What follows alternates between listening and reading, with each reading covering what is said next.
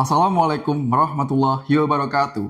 Halo generasi muda, melalui video ini kami dari tim GOPAS, Institut Teknologi dan Sains Nahdlatul Ulama Pekalongan, yang terdiri dari saya, Muhammad Saifullah, Saya Erlin, saya Safna Sakinah, menghadirkan hasil riset investasi saham PT Tunas Belu Lampung Tbk atau TBLA dengan rekomendasi buy, sell, atau hold berdasarkan model valuasi saham dalam konteks hilirisasi industri sawit.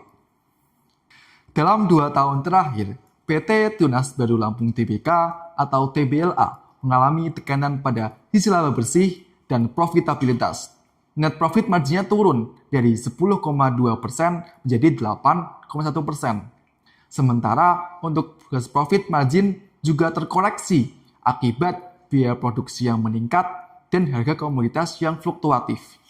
Namun, di tengah tekanan tersebut, TBLA justru menunjukkan daya tahan dan strategi untuk jangka panjang. Perusahaan TBLA terus memperkuat integrasi vertikal, meningkatkan kapasitas produksi, dan fokus pada hilirisasi industri sawit, yang juga menjadi bagian dari program strategis nasional.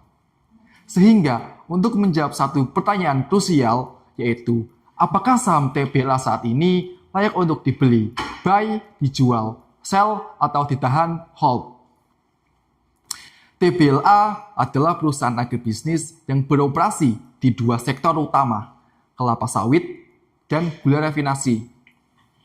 Produk utamanya mencakup CPO, biodiesel, minyak goreng, margarin, sabun, dan gula kristal. Perusahaan ini memiliki lokasi produksi yang strategis, yaitu di Sumatera, serta pelabuhan ekspor sendiri yang mendukung efisiensi distribusi ke pasar global atau internasional.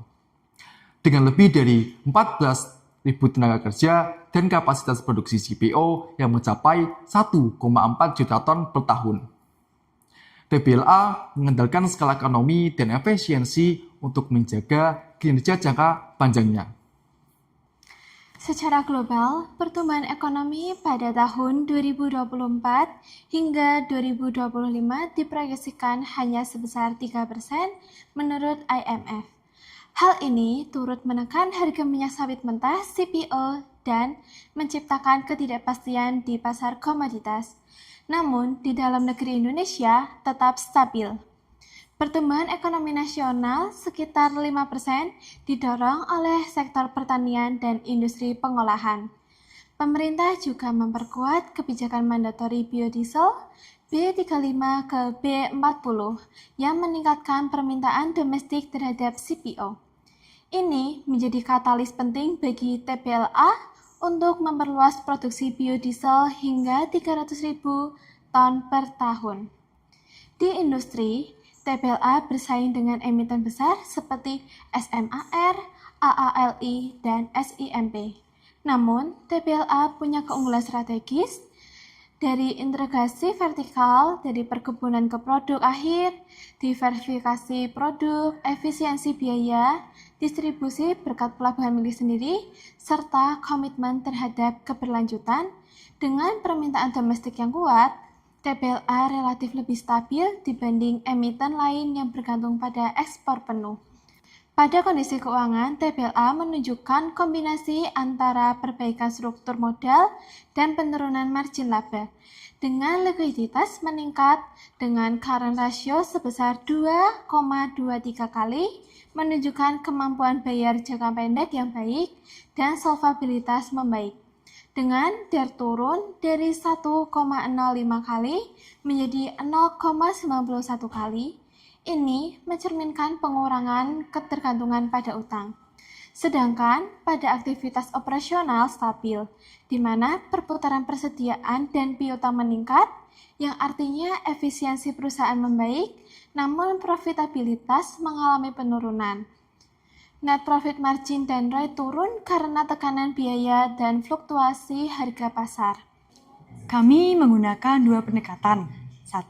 Diskon cash flow.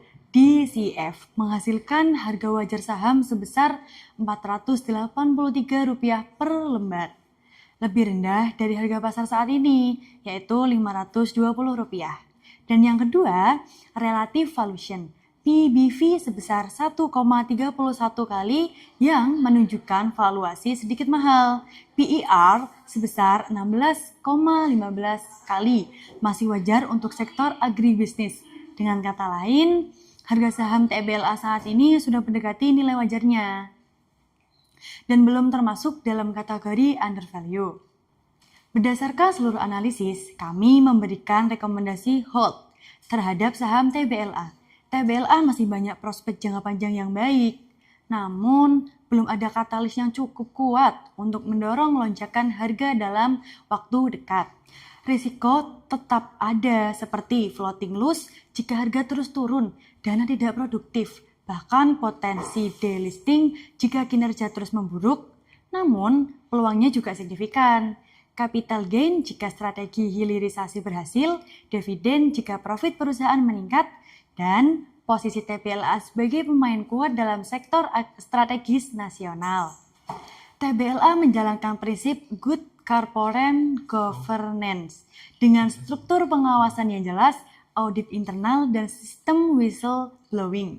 Dari sisi keberlanjutannya, TBLA juga memiliki program CSR, mengelola limbah menjadi energi biogas, dan merilis laporan keberlanjutannya tahunan. Sertifikasi ISPO menunjukkan komitmen TBLA terhadap praktik agribisnis yang ramah lingkungan. Kesimpulannya, TBLA adalah perusahaan dengan fondasi bisnis yang solid, memiliki keunggulan operasional, dan potensi pertumbuhan lewat hilirisasi sawit itu sendiri. Namun, dengan harga pasar saat ini yang berada di atas nilai wajar, kami merekomendasikan untuk hold pada saham TBLA sambil menanti perkembangan makro dan internal yang lebih positif. Itulah hasil riset investasi kami terhadap saham TBLA. Terima kasih. Wassalamualaikum warahmatullahi wabarakatuh.